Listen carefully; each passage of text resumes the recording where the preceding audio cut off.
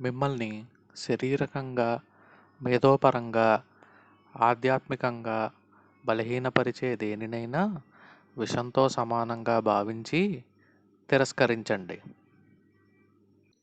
ఒక ఆలోచనను స్వీకరించండి. దాని గురించి ఆలోచించండి. దాని గురించే కలగనండి. మీ నరనరాల్లో ఆ ఆలోచనను జీర్ణించుకుపోనీయండి. మిగతా ఆలోచనలను పక్కన బెట్టండి. ఇలా చేస్తే విజయం మిమ్మల్ని తప్పక వరిస్తుంది. ఎటువంటి క్లిష్ట పరిస్థితినైనా సంతోషంతో, చిరునవ్వుతో ఎదుర్కొన్నవారే గొప్పవారు.